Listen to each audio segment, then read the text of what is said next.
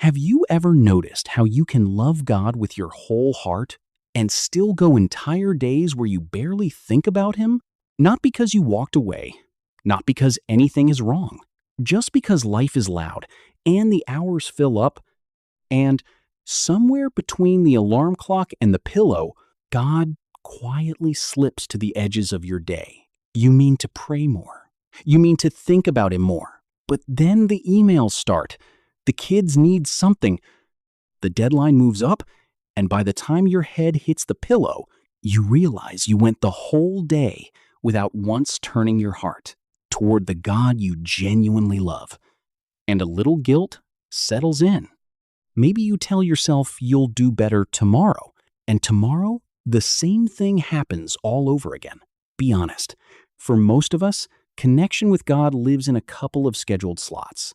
A prayer in the morning if we're disciplined, church on Sunday, and in between, a long stretch of noise where He feels far away, not because He moved, but because we simply forgot to notice He was there. But what if staying close to God was never meant to be one big event you schedule? What if it was meant to be woven into the ordinary cracks of your day, so that connection wasn't something you visited, but something you lived inside of? Here's the truth that changes everything.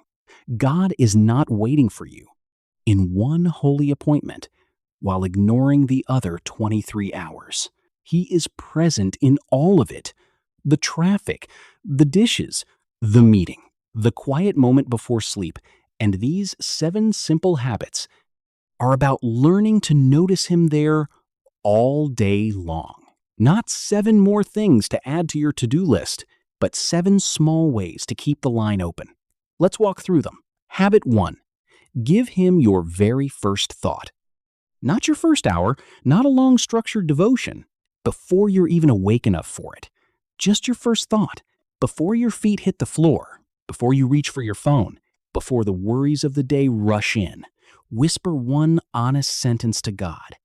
It can be as simple as, "Good morning, Lord, I'm yours today."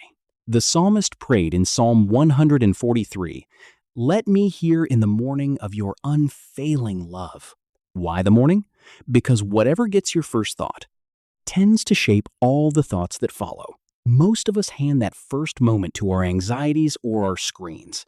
Hand it to God instead, and you set the tone for everything after. Habit 2. Let ordinary moments trigger gratitude. Staying connected all day doesn't require stopping everything to pray for an hour.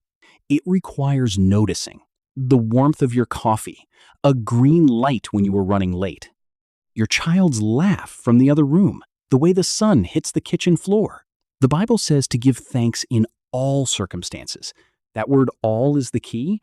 It doesn't say give thanks in the big, dramatic, obviously blessed moments. It says all of them, including the ordinary ones you'd never think to mention.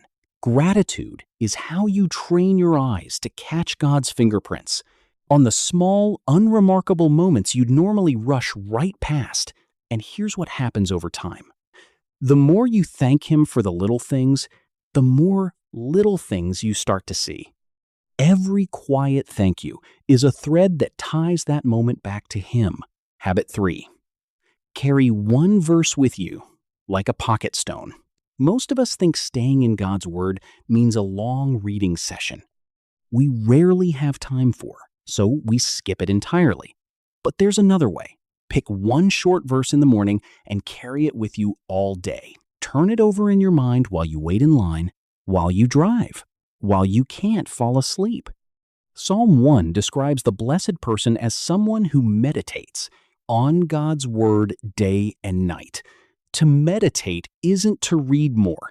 It's to chew on a single truth until it seeps into you. One verse, carried all day, will do more than 10 chapters read and forgotten by noon. Habit 4. Hand off your worries the moment they arrive. Anxiety is one of the fastest ways to lose your sense of God's presence because worry pulls your whole mind into the problem and crowds Him out. So build this habit. The instant you feel that familiar knot tighten in your chest, don't carry it for an hour before you finally pray. Hand it off immediately. Philippians 4 says, "Do not be anxious about anything, but in every situation, by prayer and petition, present your requests to God." In every situation. The moment the worry shows up is the moment you turn it into a prayer. You'll be surprised how a day full of small surrenders keeps you tethered to Him. Habit 5. Look for God in the people around you. We often think connecting with God is something that only happens in private, just you and Him. But Jesus said something startling. Whatever you did for one of the least of these, you did for me. Which means every act of patience, every kind word, every moment you choose to really see another person is a moment you're actually encountering God. The coworker who's struggling, the stranger who needs a little grace, the family member who's hard to love. Serving them is not a break from your walk with God. It is your walk with God, lived out where other people can feel it. So all day long, as people cross your path, quietly ask yourself, how can I love this person the way God loves me? Suddenly, the most ordinary interactions become sacred ground. Habit 6. Build in a little silence. This one is countercultural because we are terrified of quiet. The moment there's a gap, we fill it with a podcast, a scroll, a screen, but God so often speaks in the stillness we keep drowning out. Psalm 46 says, "Be still and know that I am God." Notice the order. Be still first, then know. The knowing comes after the stillness, not before it. You don't need an hour, even 60 seconds of deliberate, quiet, no phone, no noise, just breathing and listening can reconnect you to a presence that was there the whole time, waiting under the noise for you to stop and notice. Habit 7. End your day by tracing His hand through it. Before you fall asleep, don't just collapse into unconsciousness or scroll until your eyes give out. Take one quiet minute to look back over your day and ask, where was God in this? The unexpected encouragement, the problem that worked out, the strength you didn't know you had, the moment you almost missed. This simple habit trains your heart to see that He was with you the whole time, even in the hours you forgot about Him. Psalm 4 says, "In peace I will lie down and sleep, for you alone, Lord, make me dwell in safety." You end the day not by counting your failures, but by counting His faithfulness. Now, before you feel the pressure to do all 7 perfectly starting tomorrow, hear this clearly. This is not a new checklist to fail at. This is not 7 more ways to prove you're a good Christian. If you turn these habits into a performance, you've missed the entire point. The goal was never perfect execution. The goal is a heart that keeps turning back to God throughout the day, gently, again and again. You will forget. You'll get busy and go hours without a single thought of Him. Some days you'll get to the evening and realize you didn't do a single one of these. And here's the beautiful part. The moment you remember, you're already back. There's no long road of shame to walk before you can reconnect. You don't have to earn your way back into His presence. God isn't standing at a distance with His arms crossed, waiting for an apology. He's right there, in the very moment you turn back. Glad you did. Because staying connected to God was never about never drifting. It's about how quickly and how gently you return. It's not about 7 perfect habits.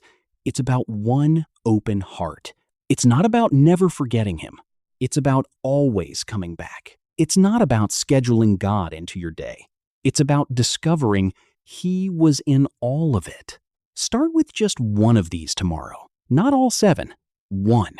Give Him your first thought, or carry one verse, or hand off one worry the moment it comes, and watch how a single thread, pulled through the ordinary hours of your day, slowly weaves your whole life closer to Him. So tonight, before you close this video, pick your one. Decide right now which habit you'll start with tomorrow morning, and say it, out loud or in the quiet of your own heart. Lord, I want to walk with you through the whole day, not just part of it. And if this spoke to something in you, go down to the comments and tell me which of the 7 you're starting with. Habit 1, 2, 3, 4, 5, 6, or 7. Just type the number. Naming it is how you begin to live it. If someone came to mind while you were watching, someone who's been feeling distant from God in the busyness of life, share this video with them. It might just be the exact reminder they need today. And if you want more of these simple, freeing biblical truths, subscribe to Bible Resolve, where we break down Scripture to help you resolve your faith and walk in real freedom. Thank you so much for watching Bible Resolve, and I'll see you in the next one.